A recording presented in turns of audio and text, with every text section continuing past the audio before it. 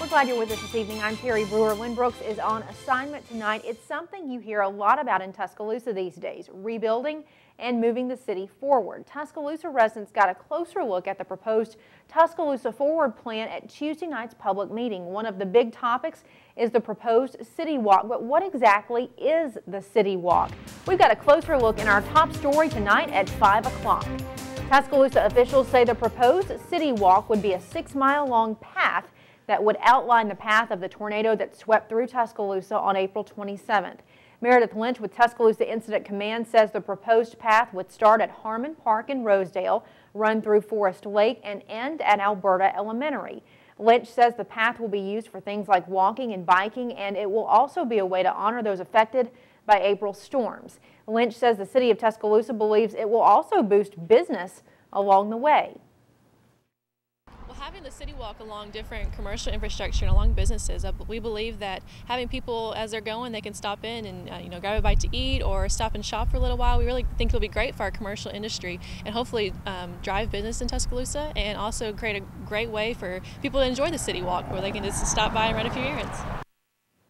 According to Lynch, the proposed plan will go in front of the Planning Commission March 19th and is set to be voted on April 17th. We'll have much more on the City Walk coming up for you tonight at 6 o'clock.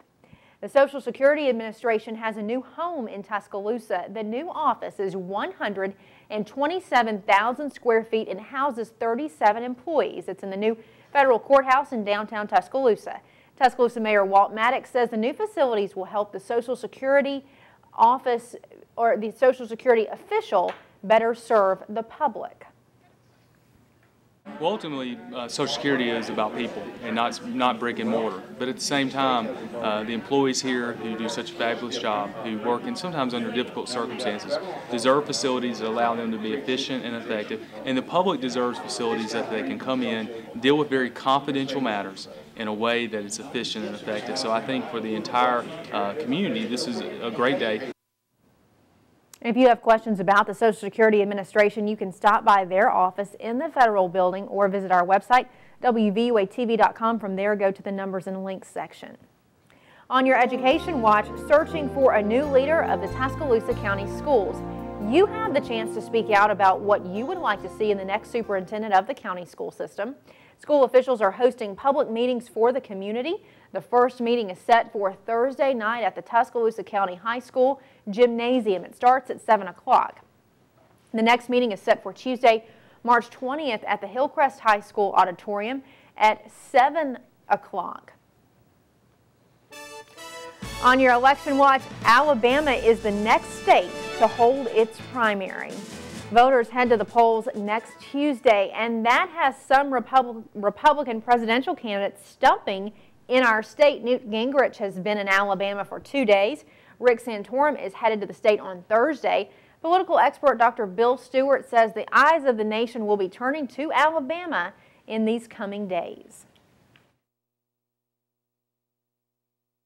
But this year we weren't able to have a separate presidential primary because we simply didn't have the funds to finance that. We had to combine it with our other primaries, but we would expect to get a good bit of attention next week or during the following week because we and Mississippi are the only states that have primaries that day.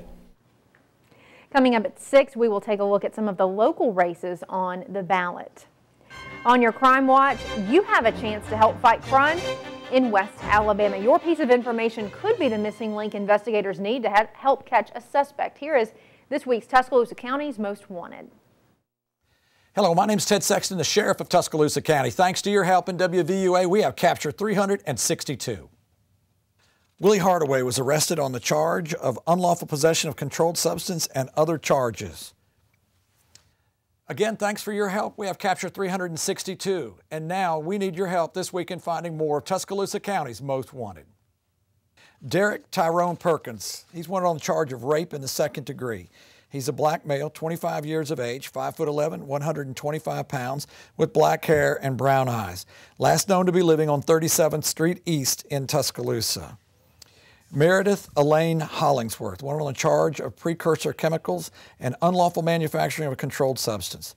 She's a white female, 30 years of age, 5'2", 130 pounds, brown hair, green eyes, and last known to be living on Highway 82 East in Duncanville. Dion Demetrius Taylor, one on charge of rape in the second degree and possession of pornographic material. He's a black male, 33 years of age, 6 foot tall, 160 pounds, black hair, brown eyes. Was last known to be living on 8th Street in Tuscaloosa. If you have any information on these as well as others wanted by the Tuscaloosa County Sheriff's Office, please call us at 205-464-8672 or go to our website at www.tcsoal.org. You can like us on Facebook and follow us on Twitter. And working together, we'll continue to make Tuscaloosa County a safer place to live. WVUA is covering Montgomery, where a federal jury in Alabama's gambling corruption retrial has acquitted all defendants on all counts. After days of deliberation, 6 people facing federal charges have been found not guilty. The group was accused of using bribery to try to get e-bingo legislation passed in the state. This was the second trial for many of the defendants. Casino owner Milton McGregor was accused of offering large campaign contributions to legislators for their votes for gambling legislation. State Senator Harry Ann Smith and former Senators Larry Means and Jim Pruitt were accused of agreeing to accept bribes in return for their votes. Well, if you heard a loud boom recently, you are not alone. WVUA has received phone calls from all over central Alabama asking about it. WVUA confirmed with the Federal Aviation Administration the military was conducting training flights in the Birmingham Military Operations Area. Viewers from Brookwood and Vance to Alabaster and Clinton called WVUA yesterday and reported loud noises and their homes shaking. The noises were likely sonic booms from aircrafts breaking the sound barrier.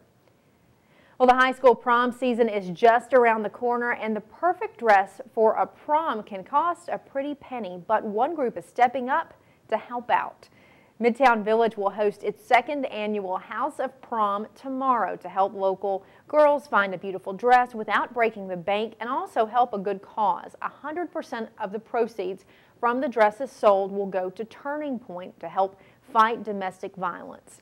Now, the Midtown Village House of Prom sale kicks off 4 o'clock tomorrow afternoon and runs until 8 p.m. It's open to the public. All dresses are $10.